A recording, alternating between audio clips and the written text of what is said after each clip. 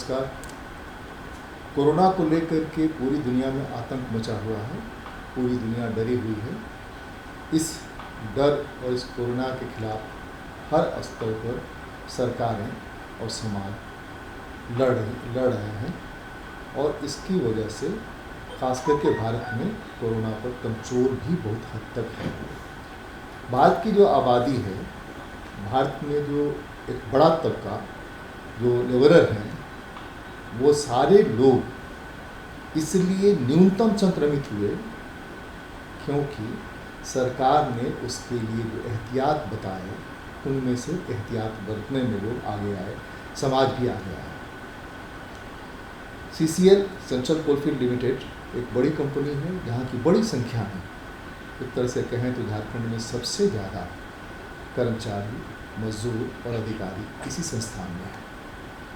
इस संस्थान ने अपने कर्मचारियों, अपने मजदूरों, अधिकारियों के लिए ही नहीं, आसपास में जो लोग हैं वो भी सुरक्षित रहें, उनके लिए क्या क्या व्यवस्था की है इस महामारी से लड़ने। और इस महामारी में अगर सामान्य तौर पर भी लोग बीमार पड़ते हैं तो उनके ट्रीटमेंट के लिए आज इसी पर बात करेंगे। हमारे साथ बात करने के लिए गांधीनगर अस्पताल, सेंट्रल अस्पताल जो CCL का है, उसकी CMS हैं डॉक्टर मंजू मिश्रा। स्वागत है आपका। नमस्कार। नमस्कार। ये कोरोना जिस ढंग से छाया हुआ है, उससे लड़ने के लिए, निजात पाने के लिए अस्पताल की तरफ से क्या व्यवस्था की गई है? आपने बिल्कुल सही कहा। हम लोग एक्चुअली ये जो कोरोना के बारे में 31 दिसंबर को जब चाइना ने इसको ये किया, उस समय हम लोगों ने उतना सीरियसली इसको नहीं लिया था। लेकिन फरवरी के एंड से और मार्च के फर्स्ट वीक से हमने अपनी तैयारी शुरू कर दी।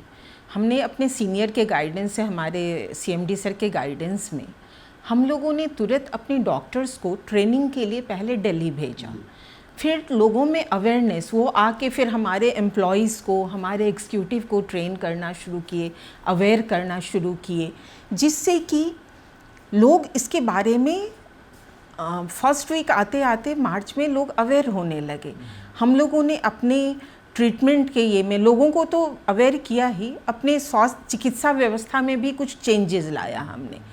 सेकेंड वीक आते आते हमने अपना आउटडोर जो फ्लू आउटडोर एक अलग से बिल्कुल तरह बनाया और एक क्वारंटाइन वार्ड भी डेवलप किया अपने हॉस्पिटल में, जिसमें कि हम लोगों ने व्यवस्था रखी कि जिन लोगों का इस तरह का हिस्ट्री हो कि वो विदेश गए हों या विदेश जाने वालों के संसर्ग में आए हों या कोरोना पीड़ित लोगों के संसर्ग में आए हों और उनमें इस तरह की हिस्ट्री हो या किसी हेल्थ वर्कर में इस तरह का प्रॉब्लम हो, ऐसे लोगों का हम लोगों ने OPD ही अलग किया और उनको जनरल पेशेंट से थोड़ा अलग करने, क्योंकि इसमें सोशल डिस्टेंसिंग का बहुत बड़ा रोल होता है।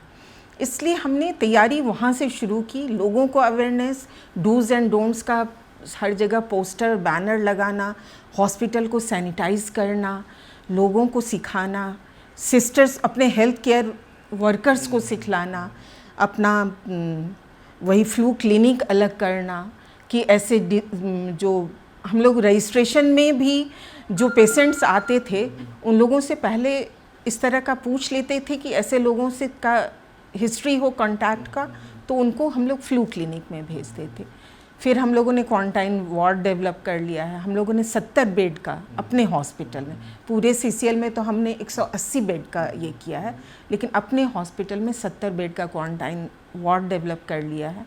और हम लोग ये सिर्फ CCL के लिए नहीं, हमारे स्टेट गवर्नमेंट जिनको भेजेगी उनके लिए ये सुविधा हम यहाँ पर ये करेंगे। संयोग ऐसा है कि मौसम बदल रहा है। इस मौसम में आम तौर पर जुकाम होता ही होता है। आम तौर पर एक दूसरे की, हम लोग जिस वातावरण में हैं वहाँ एलर्जिकल जुकाम भी होता है, एलर्जिकल फ्लू भी होता है। तो जैसे किसी को हो रहा है तुरंत डर जा रहा है जी कि हमको कहीं वही तो नहीं है। तो इसको अलग करने के लिए जो हिस्ट्री लेने की आपके यहाँ है व्यवस्था कि लोग आएँ और हिस्ट्री दें। एक तो लॉकडाउन की वजह से लोग आ भी नहीं पा रहे हैं, जा भी नहीं पा रहे हैं, ऐसे ही मरीजों की संख्या घट गई है। आउटडोर लगभग स्टेट गवर्नमेंट्स के सभी बंद हैं। तो वैसी स्थिति में जुकाम उसी रूप में है जो कोरोना की तरफ ले जाता है, संदिग्ध कोरोना की तरफ ले जाता है, या सामान्य जुकाम है? दोनों को अलग कैसे करते हैं? देखिए, ये आपने बिल्कुल सही कहा कि आजकल किसी को भी सर्दी जुकाम हो तो सबसे पहले मन में एक भय आता है कि कहीं कोरोना तो नहीं।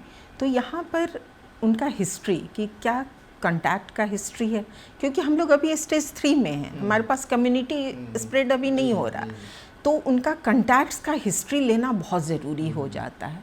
फिर उनके सिम्टम्स जो होते हैं जनरली जो नॉर्मल हमारे एलर्जिक या फ्लू जो इस तरह के ये होते हैं, वो जनरली 1 वीक के तक में उनका वो सिम्टम्स ख़त्म होता है। बट कोरोना की शुरुआती लक्षण मोटा मोटी वैसे ही होते हैं, जैसे सोर थ्रोट, खांसी, बुखार, शुरुआत इसी से होती है। लेकिन उसमें 80% लोग सामान्य लक्षण से ही ठीक हो जाते हैं। बताएं, हम दर्शकों को बताना चाहते हैं बाइफरकेट कैसे करें कि वो संदिग्ध माने अपने को और यहाँ आए या वहाँ पर कोई इलाज करें। मैं कहूँगी कि हर ये को ये ना माने, लेकिन अपने आप को अलग जरूर करें। अच्छा। अलग जरूर करें। एकदम फर्स्ट डे मैं ये नहीं कहूँगी कि आप इलाज कराएं, लेकिन कंटैक्ट का हिस्ट्री और इस तरह का हिस्ट्री नहीं है और सर्दी खांसी है तो भी सोशल डिस्टेंसिंग मेंटेन करें, कफ एटिकेट, हैंड सैनिटाइजेशन, ये सब चीज़ का ध्यान रखें। और अगर सिम्टम्स शॉर्टनेस मतलब सांस लेने में तकलीफ़ आदि अगर डेवलप होना शुरू होता है तो आप शुरुआत में भी डॉक्टर को कंसल्ट करें। लेकिन अगर इन सब चीज़ों से माने सिम्टम और बढ़ना शुरू होता है तो फिर घर में ना बैठे रहें, तब आपको हॉस्पिटल जाना ही है। और वहीं पर ये डॉक्टर डिसाइड करेगा कि टेस्ट होगा कि नहीं, और टेस्ट होने के बाद ही कंफर्म होता है। नॉर्मल सर्दी जुकाम फ्लू जो होता है वो जनरली 5, 6, 7 दिन में वो अपने आप ही कम होना।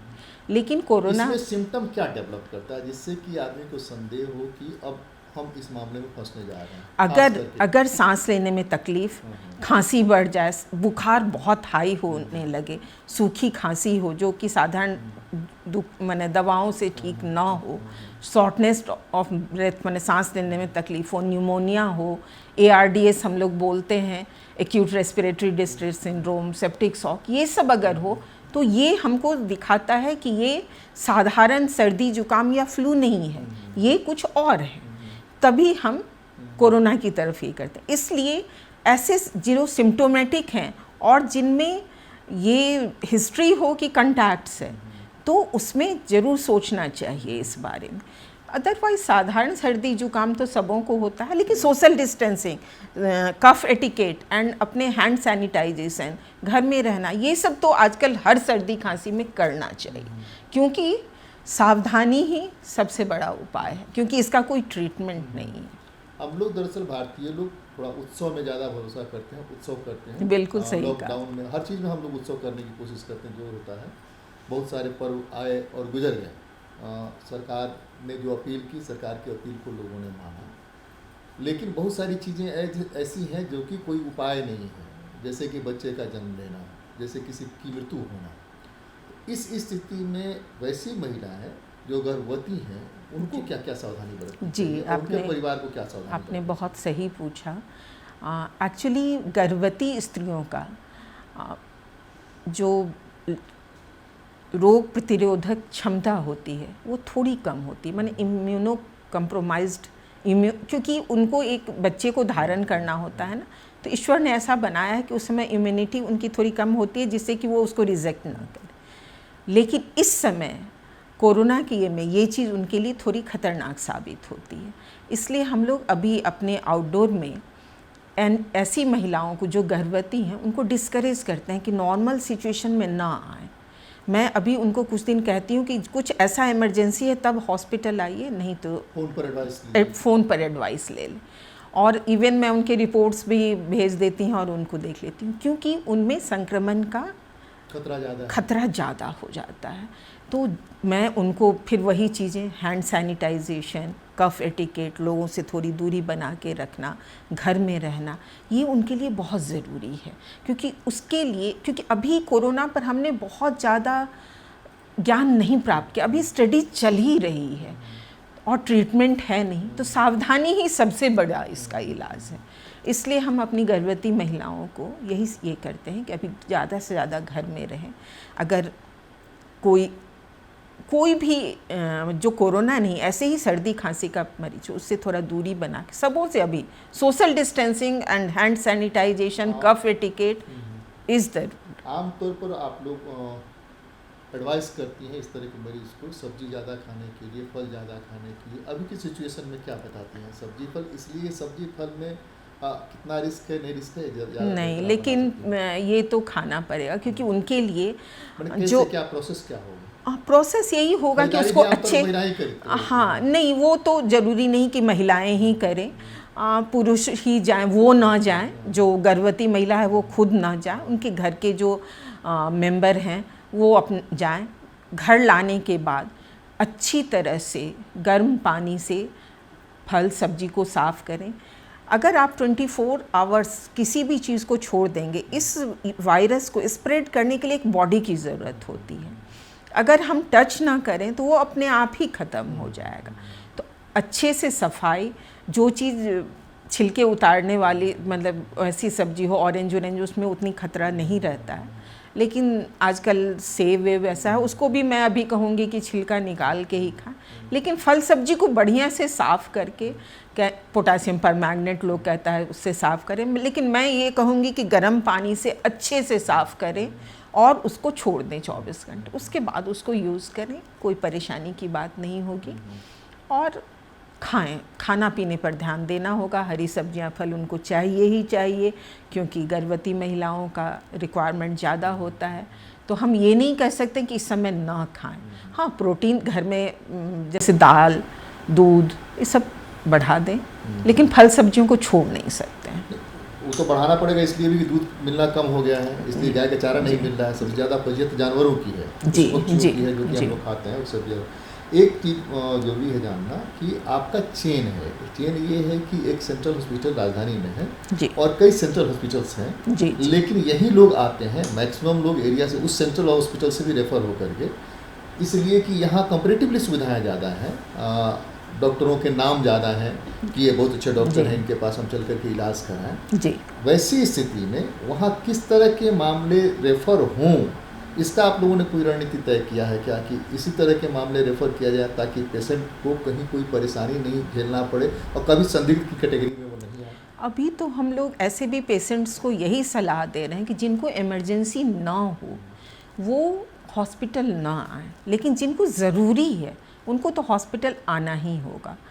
तो क्योंकि संक्रमण कहाँ से मिलेगा, और सोशल डिस्टेंसिंग बहुत ज़रूरी है। हॉस्पिटल में तो और भी तरह तरह के लोग आते हैं जिनको कि आप नहीं जानते होते हैं, लेकिन हमने अपने एरिया में बता कर रखा हुआ है कि वही जो साधारण बीमारी है उसका वो लोग वहीं पर ट्रीटमेंट लें, लेकिन जो रेफरल लायक केस हो, जिसको जो वहाँ नहीं हो इलाज हो सकता है, वो हम लोग यहाँ कर रहे हैं।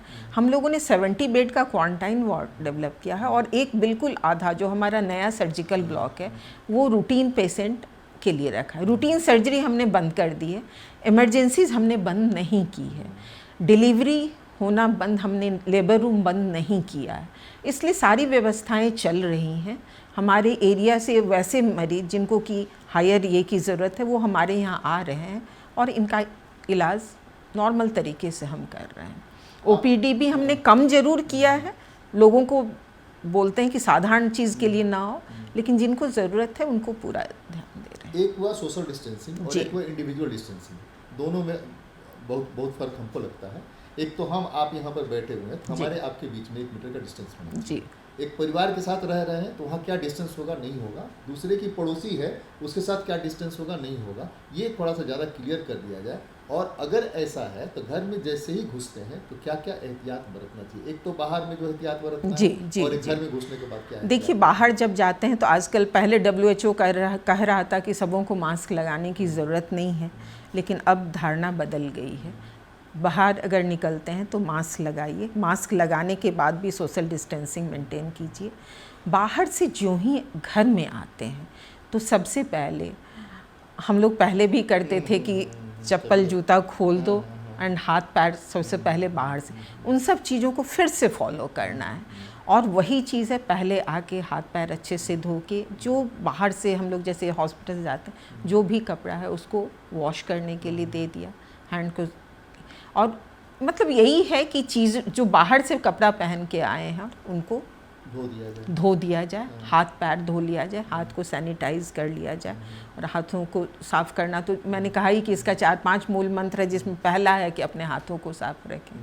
तो बाहर से आके हम लोग को वही चीज़ का ध्यान रखना पड़ता है। और घर में जो बुज़ुर्ग हैं हमारे या बहुत बच्चे हैं या इम्यूनो कम्प्रोमाइज्ड लोग हैं, जिनको कि कुछ और भी बीमारियां जैसे अनकंट्रोल्ड डायबिटीज़, ब्रोंकियल आज़मा या हार्ट डिजीज़, ऐसे लोगों को और एहतियात बरतनी पड़ती है, उनको और भी ज़्यादा सोशल डिस्टेंसिंग मेंटेन करना पड़ता है। इवन हम लोग तो कहेंगे जैसे डॉक्टर्स को, अभी हम लोग घर जाते हैं तो कोशिश ज़रूर करते हैं कि उन लोगों से थोड़ा डिस्टेंस ही मेंटेन करके रखें, ये उनके लिए बेहतर है। तो यही अभी जो सिचुएशन है उस सिचुएशन में हवा में तो ये वायरस नहीं है, हवा में तैर रहा है और जैसे पानी बरसता है वैसे बरस जाएगा, ऐसा कुछ नहीं है।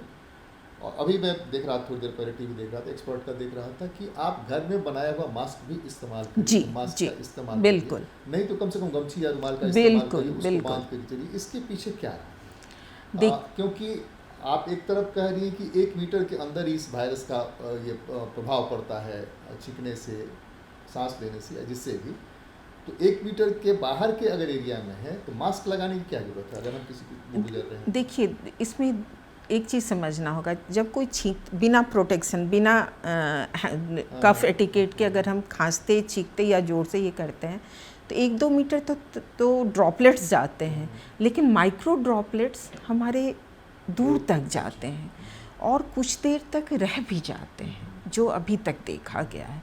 इसलिए मास्क पहनना ज़रूरी है। पहले WHO इस चीज़ को नहीं ये करी थी, लेकिन अब WHO कह रही है कि सब लोग मास्क लगाइए। इसलिए क्योंकि जो माइक्रो ड्रॉपलेट्स हैं वो भी, और वो उससे भी प्रोटेक्शन होगा। पहले था कि कपड़े के, लेकिन कपड़े के मास्क यदि उसी को हम 4-5 ले, अच्छा हैंकी उसको ये लगा के आप ये करें, कुछ भी लगा के मास्क लगाइए। क्योंकि सिर्फ सोशल डिस्टेंसिंग ही नहीं, सोशल डिस्टेंसिंग में 1 से 2 मीटर, बट यदि बिना प्रोटेक्शन के कभी भी किसी को खांसी आ जाए तो वो उससे दूर भी तक भी जा सकता है। इसलिए तर्क क्या है? तर्क ये हो सकता है कि हम कहाँ से क्या लेकर के आ रहे हैं और हमारा शरीर उसको नहीं रखना चाहता है, वो निकालना चाहता है, वो दूसरे को जा सकता है। तर्क यही हो सकता है। जी, क्योंकि खांसी इस तरह से होने से कभी भी जो हमारे ड्रॉपलेट जो डायरेक्ट कोई इनहेल कर ले दूर तक भी, या इवन वो फोमाइट्स यदि वो किसी फर्श पर, ज़मीन पर, किसी फर्नीचर पर पड़ेगा, किसी का हाथ उस पर लगेगा, इसलिए सबको आजकल हम लोग बोलते हैं मास्क लगाने के लिए, क्योंकि कभी भी इस तरह के फोमाइट्स जो हैं वो कहीं दूसरी जगह ना जाएं। या कभी आप देखिएगा, जो ही आप मास्क लगा लेते हैं आप अपने नाक मुंह को भी छूना कम कर देते हैं, नहीं तो अनकॉन्शियसली हाथ चला जाता है। ये छूने के पीछे क्या है, मतलब बॉडी का क्या ये स्वाभाविक प्रतिक्रिया है कि आदमी कभी ऐसे बिल्कुल ये क्यों, ऐसा कोई ये नहीं है, ये ह्यूमन नेचर है। ये हमारी आदत है। वही मास्क पहन लीजिए अपने आप, जैसे अब हम लोग स्पेक्स लगाते हैं, आँख नहीं छूते हैं, बट नाक मुँह कहीं भी छूने की, आप मास्क पहन लीजिए, आप ऑटोमेटिकली छूना बंद कर देंगे। तो उसके बहुत सारे एडवांटेज हैं। एंड सबसे बड़ी बात तो कि आपका भी ये बाहर नहीं जाएगा एंड आप इनहेल भी नहीं करेंगे। तो अब WHO कह रहा है कि सिर्फ जो बीमार हैं और सिम्टम हैं वही नहीं, सब लोग ही अब मास्क लगाएं। हाँ, एक तो मैं देख रहा था, कहीं टीवी में ही देख रहा था कि पेपर का जो आता है उसको रुमाल के नीचे रख दीजिए और उससे मास्क बना लीजिए, टेम्पररी, उसको मोड़ दीजिए, जो आपका हैंकी है उस हैंकी में मोड़ दीजिए, मोड़ के बिल्कुल आपके लिए जो डॉक्टर हैं, जो हेल्थ वर्कर हैं, उनके लिए N95 या क्या, उनके लिए एक सर्जिकल मास्क है। मैं तो यही कहूँगी कि आम लोगों से कि आप सर्जिकल मास्क ना पहने, वो हम हेल्थ केयर वर्कर्स के लिए छोड़ दें। आप लोग घर का बना हुआ, या आपने जैसे कहा कि पेपर उसके बीच में, मैंने उस तरह का कुछ भी ये ये सर्जिकल मास्क और N95 ये हेल्थ वर्कर्स के लिए ज़रूरी है, क्योंकि वो पेशेंट के कांटेक्ट में आते हैं, और ये जो N95 मास्क है वो वायरस को फ़िल्टर कर देता है, उससे वो इतने अच्छे से चेहरे के मतलब नाक और आपके चिन के चारों बगल ये रहता है कि उसमें इन्फेक्शन के चांसेस बहुत कम। और पहनना पड़ता है, कैप पहनना नहीं नहीं पड़ता है, बाकी सारी नहीं चीजें। नहीं, वो तो पीपीई है ही। हाँ, हाँ। लेकिन यदि मान लीजिए पेशेंट हम सिंपल देख रहे हैं जो सर्दी खांसी, तो भी हमें सर्जिकल मास्क या N95 मास्क एंड एक ग्लव्स ये आजकल ज़रूरी है, ये इतना हमें अब करना थोड़ा सा पड़ता है। जैसा कि आपने बताया बाइफरकेट करने के लिए कौन लोग ज़्यादा सेंसिटिव हैं हो सकते हैं इसमें, क्योंकि आंकड़े जो आ रहे हैं वो आंकड़े आ रहे हैं 30 से 50 वालों का डेथ रेट सबसे ज़्यादा है। हम सेंसिटिव बता रहे हैं बुजुर्गों को और बच्चों को सबसे ज़्यादा। उन लोगों को जो बीमार हैं, दूसरी बीमारियों से ग्रस्त हैं या क्रॉनिक बीमारियों से ग्रस्त हैं, रेनियल फेलियर या इस तरह के लोगों के बारे में। तो सेंसिटिव के ग्रुप का जो डिवीज़न है, उस डिवीज़न के अलावा जो जवान हैं जिनको हमने छूट दे रखी है कि जाइए आप घूमिए, तो उनका संक्रमण थोड़ा ज़्यादा हो रहा है। हाँ, इंडिया में जैसे इटली और उस सब में जो मॉर्टलिटी था वो ज़्यादा था एल्डरली में, 60+ या 65+, इसलिए हम लोग शुरू में यही देख रहे थे। लेकिन अभी इंडिया में जो इंसिडेंट्स हुए हैं उसमें मॉर्टलिटी इवन 50 से नीचे वालों में भी है, इसलिए अब सबों को केयरफुल रहना। कोई नहीं जानता कोरोना किसको, मतलब वो किसी में डिस्क्रिमिनेट नहीं कर रहा है।